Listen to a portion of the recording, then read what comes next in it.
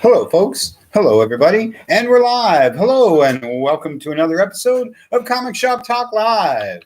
Brought to you by Black Cat Comics and Rockin' Milpitas, your one-stop shop for all things superhero. Shop online at black-cat-comics.com. We keep you connected to the comic book community. I'm Mark. I'm Francie. And it's going to be a great show today. This is a show about new comics, new this week books. Going to talk, of course, some comics that are new this week, things going on in the comic book world. It's an interactive program. Want to hear from you. Want to get your questions, comments, concerns, queries, and conundrums. Throw those at us, and we'll get to those to the best of our ability. Want to know what you're reading, what's at the top of your stack this week. Yep. But we always like to start with Comic Shop News. Comic Shop News. Big news this week in comics. So Black Cat Chronicles fully funded. Thanks to you. Thanks to you. Thanks to everybody. So excited my hat's falling off. Black Cat Chronicles issue 2. Alaska's Port Chatham. Coming at you. Fully funded. And still time to go to Kickstarter. Get your pre-order in there. Grab the first issue if you missed it. Or you can go to black-cat-publishing.com. Pick up that first issue. Get ready for that second issue. Super fun. Thank you. That's all I want to say. Thank you. Thank you for your support. Very excited to bring you that next issue. Very excited to scarify you one more time. And then get cracking on that fantastic third issue. That's right. You got big plans for the third issue? I've got some things in the works. Chief writer there. I've got some things noodling around. Super awesome. Anybody pick up that first issue? What'd you think of Greyfriars Cemetery? Who's out there looking forward to the second issue? You know you are. Good stuff.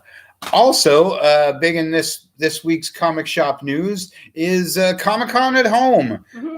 Those of you not watching are not watching because you're probably watching Comic-Con at home. Or you took a break from that and you're watching this because this is awesome. We're awesome. But yeah, Comic-Con at home. I had a lot of fun with that last year. Thought that was really cool. I haven't really caught too much of it so far this year. I guess the Jack Kirby tribute panel is tomorrow. Maybe it's today. I don't know. I'm so confused. So they announced that they're doing in-person Comic-Con on Thanksgiving weekend. So then I had no idea they were doing virtual Comic-Con. That just snuck right by me. Yeah, frankly... Are they still doing the in-person one? They think so, but I haven't seen beans for tickets or anything like that.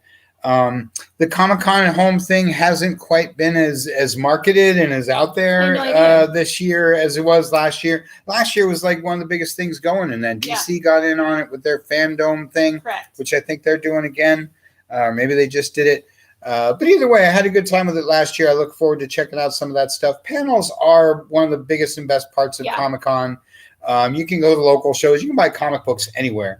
But there aren't too many places where you can see big old panel discussions of the very top talent in Hollywood and comics and TV and everywhere else. And it's all free, right? Yeah. Just, I don't know. I'm a little unprepared for this, to be honest with you. SDCC.org or whatever it might be. Just Google Comic-Con at home, and I'm sure you'll get all the good info. And last year they did YouTube tags. So if you're on YouTube, you can do a search on San Diego at home with the @ sign, and you should be able to pull up all of the panels from that as well. There you go. Like I say, it's always fun, informational. I understand Marvel and DC bowed out this year. They don't have any MCU stuff.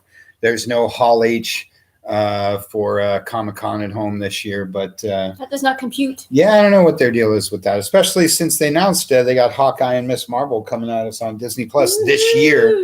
I thought we were waiting for She-Hulk and Moon Knight, but apparently we're waiting for Hawkeye and Miss Marvel. So that's crazy talk. And they had the Eisners last night. Totally missed the Eisners. Missed the Eisners. Maybe we won Best Retailer and we didn't even know. Doubt it. We weren't.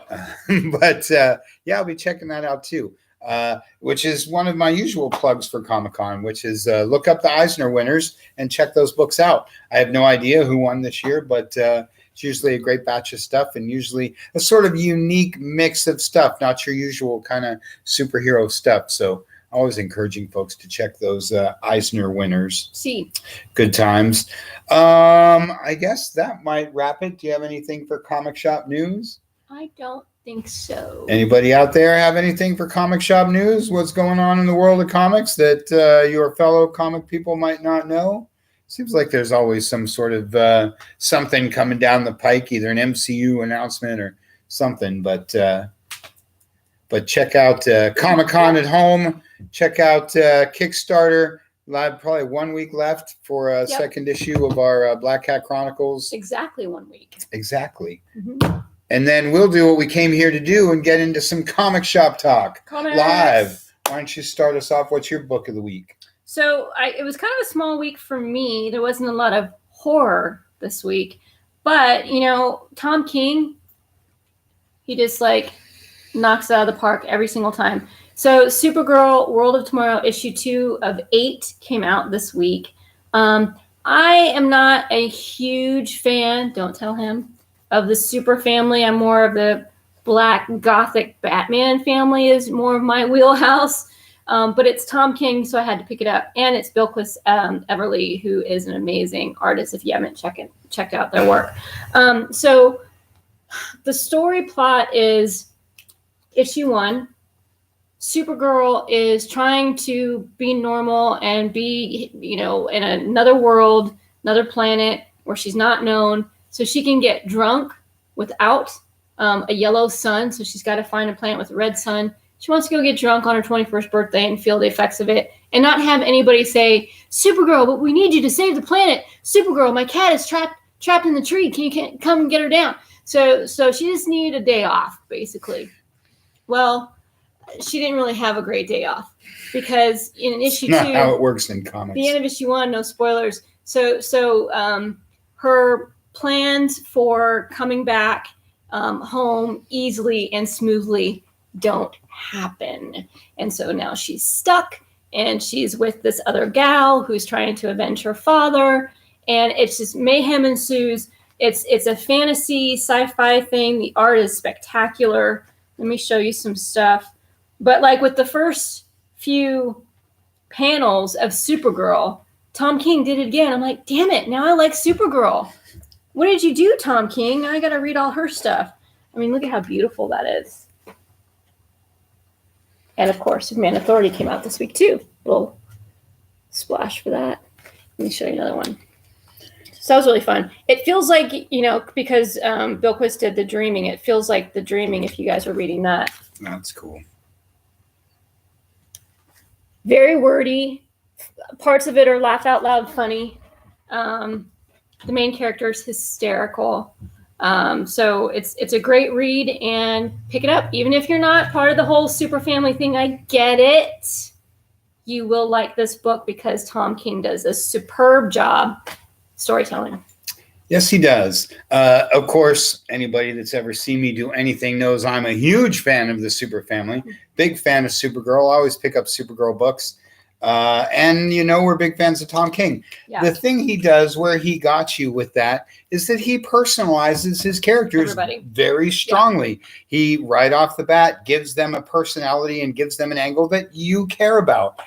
You didn't have to know anything about Mr. Miracle to care about that book. I'll bet teeth that most people who read that book had never read a book with Mr. Miracle in it. Well, no.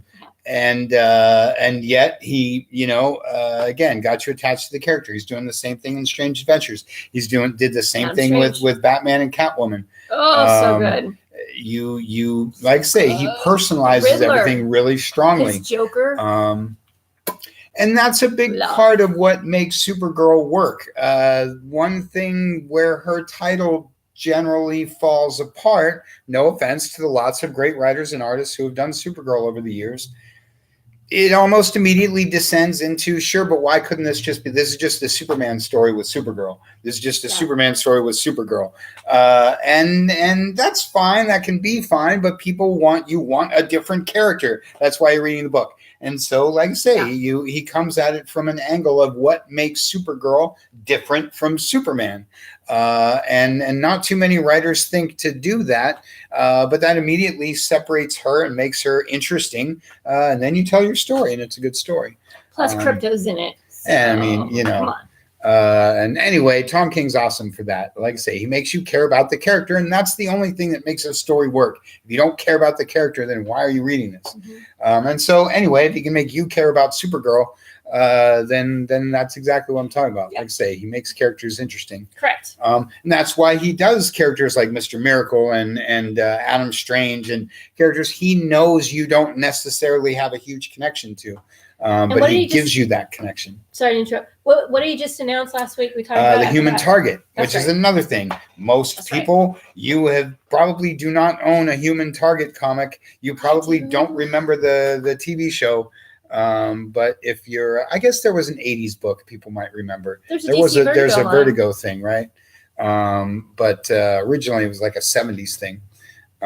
Fun for the whole family. Hi guys, popping in. So Tom King, like I say, check out Supergirl, check out Batman, Catwoman. It's one of the best books in comics right now. I think the next issue of Strange Adventure comes next week, and that one's almost over. That is correct. Dig up at number 1 while you can. Same thing with Rorschach. Rorschach's almost over too. Well, yeah, almost. How could I forget about Rorschach? Boy, he's a busy man. That 10 Tom and 12 King came out. Yeah. He's a busy guy. Okay, so keeping in a theme of DC Comics. Characters I love and great writers. Ba-bam! Blue and Gold, number 1. Yes. I've been waiting for this for so long. I'm a little upset that it's just a mini and not an ongoing series that already has 140 issues in the can. Is it Dan Jurgens again? You bet it is. I said at the top, talking about great writers, that's my man Dan Jurgens, creator of Booster Gold. Okay, so if you recognize these two characters, then enough said. This book's already in your stack. You bought 2 copies, one to read and one to squirrel away, because you know this is going to be super valuable, because everything with Booster Gold becomes super valuable. That's why he came from the future, to collect all that cash. False. So, but it's hysterical. I love these two. I love when they team up in anything.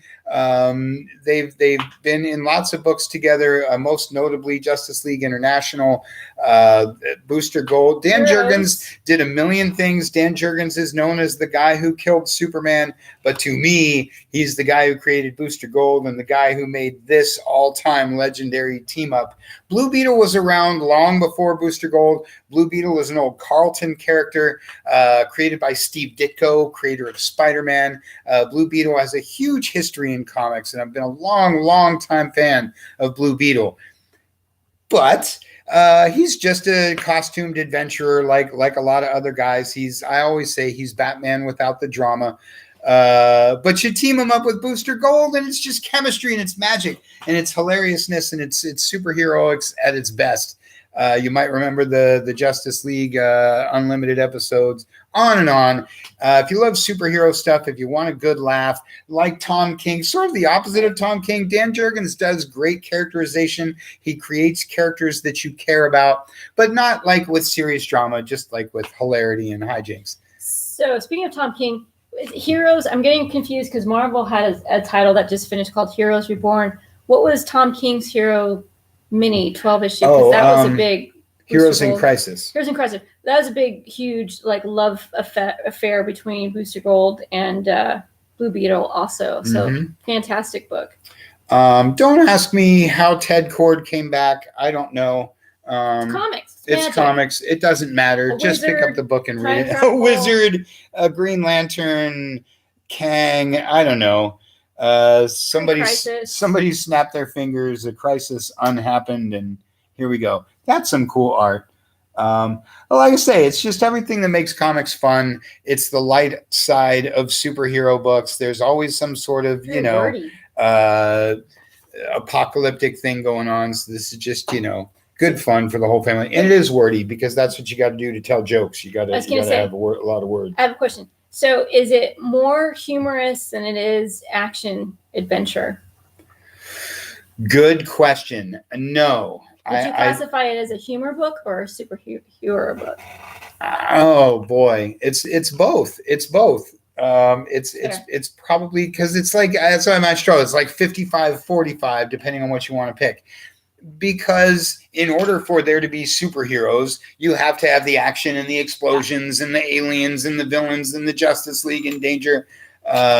In order to demonstrate the awesomeness that is this team up, in order to demonstrate that these two can do things that no other team up can do, take that, Batman and Superman, then it's got to be action packed. Dun, dun. Here's a page with action and explosions and snappy one-liners. One-liners in there. You know, there's lots of snappy one-liners. Do they monologue while they're fighting crime? They argue while they fight crime, Nice. and that makes it even better. Funner. I could spend the whole show talking about this. Pick up this book. If you don't know anything about these two, pick up this book, read it, and then go back and read everything ever written by Dan Jurgens. You will not be disappointed. But I thought the Justice League animated series made Ted Kord kind of a jerk. Well, yeah. No. That's not Ted. That is Ted. I thought it was the original guy. No, because the original guy. Yeah, that's because they were trying to make Jaime the guy. They wanted to make Jaime the hero, so they made Ted the bad guy. As Blue Beetle. Yeah, but nobody bought the book, so they brought Ted back. They really tried with Jaime and the Blue Beetle, and he might still be the Blue Beetle for all I know, or a Blue Beetle, I guess you'd say. But they brought Ted a while back. Good buddy cop story in comic form, yeah. That's exactly buddy cop. That's what it said, is. Daniel. And so yeah, like Die Hard is not Die Hard. What's the Die Hard? Buddy cop. Yeah, it's a buddy cop movie.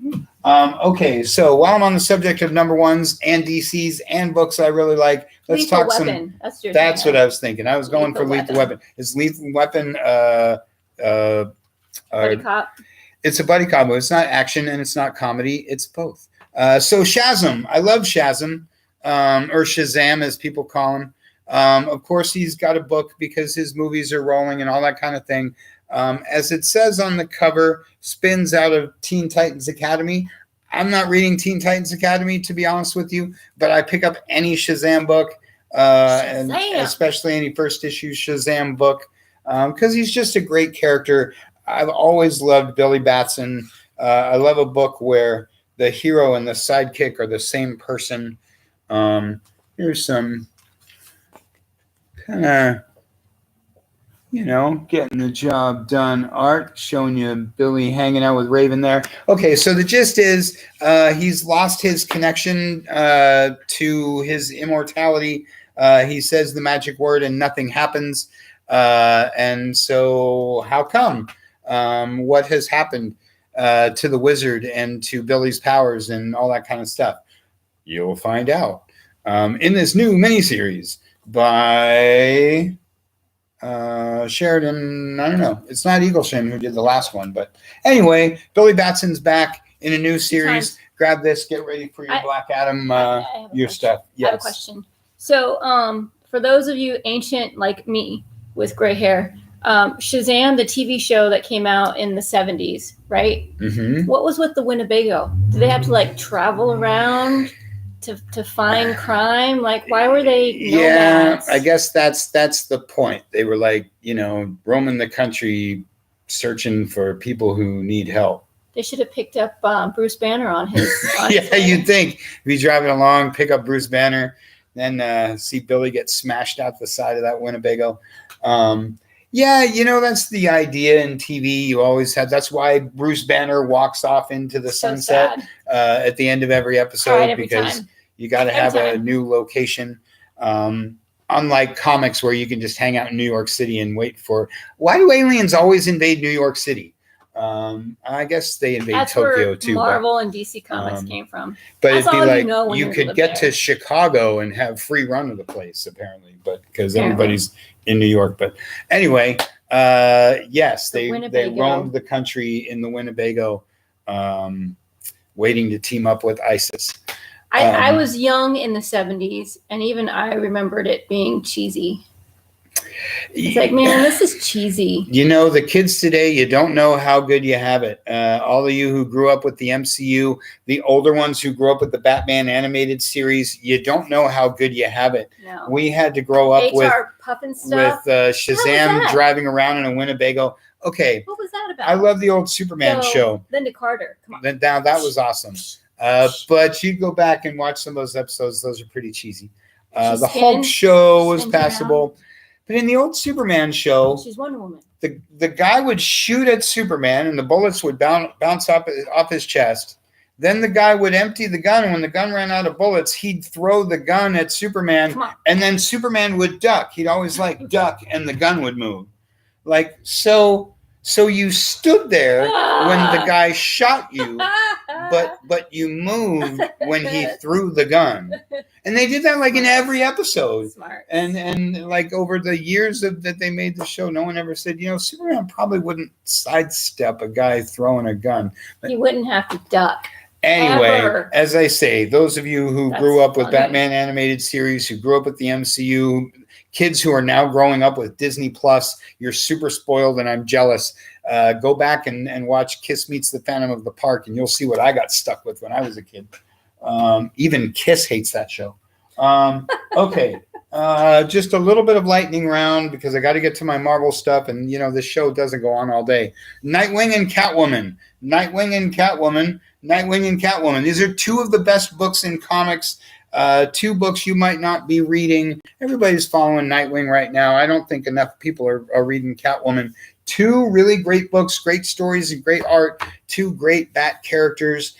Two books that don't cross over into a lot of things, which is fun. If you only read Nightwing, I guess these are flashback scenes. So it's not necessarily it's good art, though. Best example of the art. But like I say, they're self-contained. So if you don't if you have event fatigue, you get tired of reading, 15 comics with one storyline, just read Nightwing because it's awesome. Again, Batman without the drama. And Catwoman. Again, one of the best books out there, very self-contained, very Gotham crime-driven, very crime noir. Nightwing is kind of more of almost like a detective comics sort of thing. He solves mysteries and fights villains. Catwoman is kind of more of a straight-up superhero kind of thing, fighting, B-list supervillains of Gotham City. But it's been really cool and really fun to follow. New villains, new characters. Some pretty good solid art. Pretty solid art. Good fun stuff. So the Nightwing book's been selling out like crazy. You're going to end up getting third printings, but go back to I think it's number 78 is the newest jumping point, but go as far back as you want. Just pick up the trades. The book's been really solid for a long time. And like I say, Catwoman's been top notch as well. So if you're not reading either of those books, get them into your stack. And this is an interactive show. What are you reading? What's at the top of your stack this week?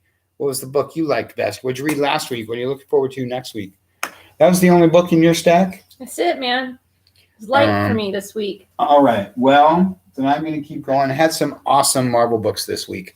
Let's talk some Moon Knight. Look at that McNiven cover. Wow. Beautiful. Took me back to Stephen Platt. If you're a Moon Knight fan, if you're a 90s comics fan, you associate the name Stephen Platt with Moon Knight. And you should, because his art looked awesome, just like that McNiven cover. So, Moon Knight.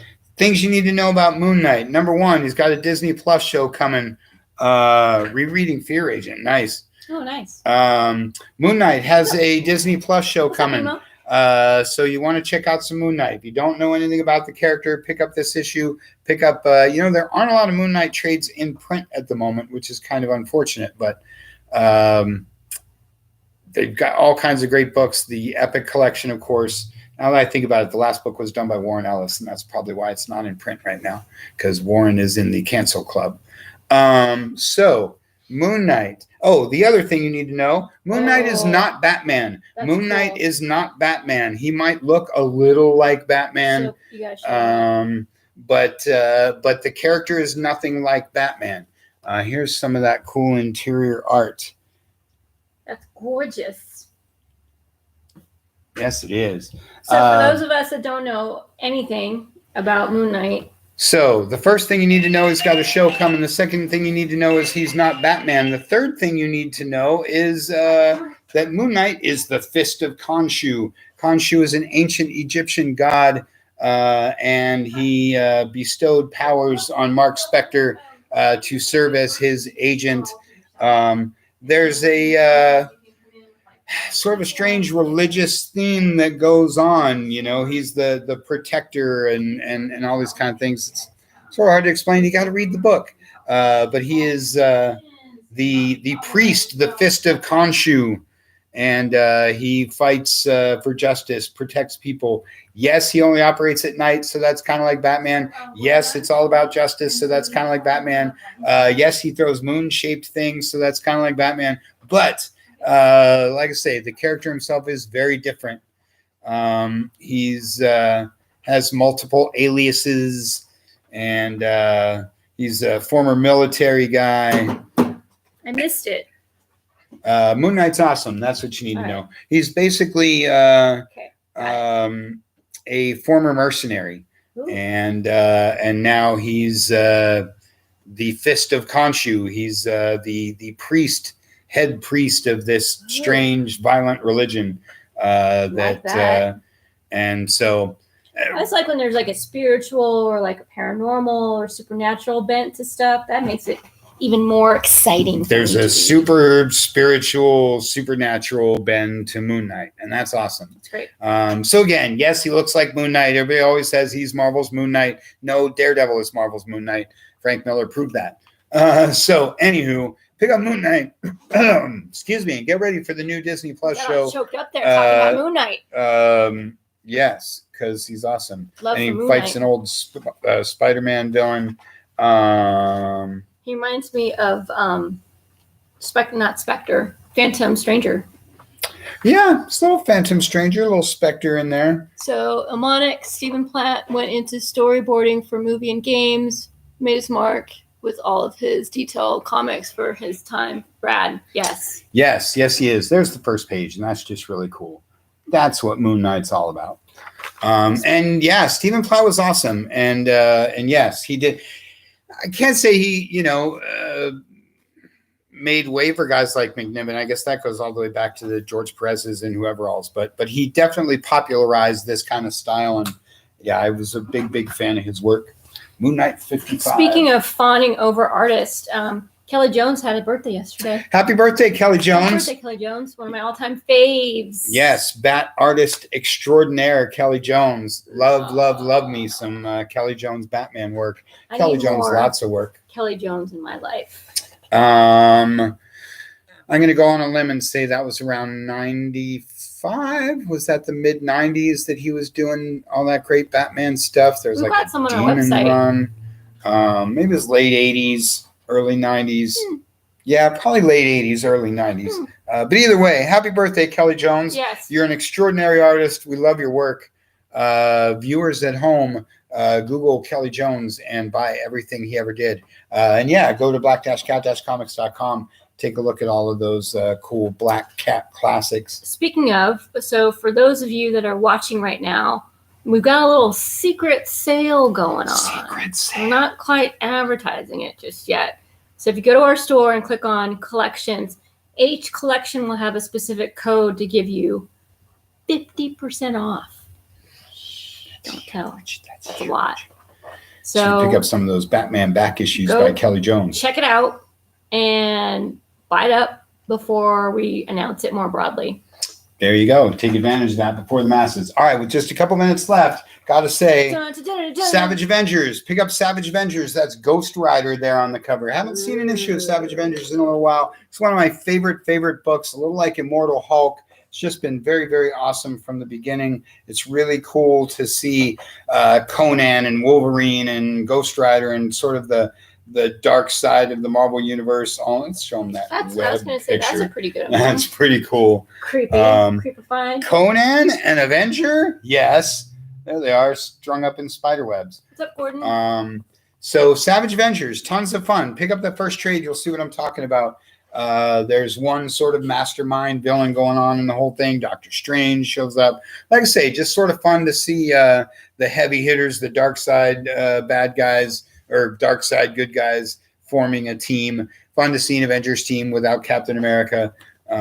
So Savage Avengers. I don't know, that's just a cool cover. That is a cool cover. Dun-dun. And last but not least is my War of the Bounty Hunters pitch. This is your latest issue of Darth Vader. If you read any Star Wars book, you should be reading War of the Bounty Hunters miniseries. But if you're reading another Star Wars book, it should be Darth Vader.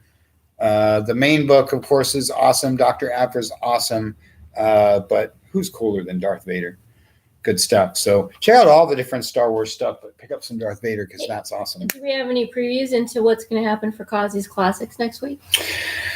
No, but that is a pitch. Next week is the last Friday of the month, so that will be time for Kazi's Classics. Pacific Standard Time. Yes, 6 o'clock. YouTubes, the Facebooks. Going to do another episode of Kazi's Classics. And you Facebooks. It's always a ton of fun. We're coming up on Black Cat's 19th anniversary. Yep. August 1st will be our 19th year in business, which is amazing. We're way older than all those other Black Cat stores. Anyway, and that's going to be fun. So I have half a mind that I'm going to do a little flashback to 2002 or some early 2000s. And because those books are almost 20 years old now, my goodness. So I thought I mentioned the gray hair earlier. It would be, at least you got hair. I mean, all mine fell out. Yeah, hair 19 years ago. Like I say, there's quite a few books from when we started that are big time books now, and some series that have become classic in the last 19 years. So might bust out a few of those and mix in a couple, like Jim Lee Batman, like Jeff Loeb's Superman Batman. I don't know, some other cool things. Jeremy Peña's art run on Moon Knight a few years back. Yes, yeah. Moon Knight is one of those books that has almost always had some top-notch art. It's a little like Daredevil. Every time Daredevil comes out, I'm always saying that the Marvel has had some of their top talent on Daredevil and on Fantastic Four for as long as I can remember. And Moon Knight's kind of that way. Whenever they do a Moon Knight series, it's always got a great writer and artist, because there's always somebody with a good Moon Knight story to tell. Good stuff. So that about wraps us up for this week, I guess. Thank you very much. Thanks. It's like I say, August 1st is the 19th anniversary. Get ready to party like it's 2002. And that's going to be a good time. So tune in every Wednesday. Check out the video. Read the newsletter so you know what's coming at you. The Week in New Comics. You pick them up in store or curbside, or you get them shipped out to you. Then you read them. You tune in on Saturday, and we talk about them here on Comic Shop Talk Live. So hope you had as much fun as we did. Thanks for watching. We'll see you next time in a brand new show. Bye.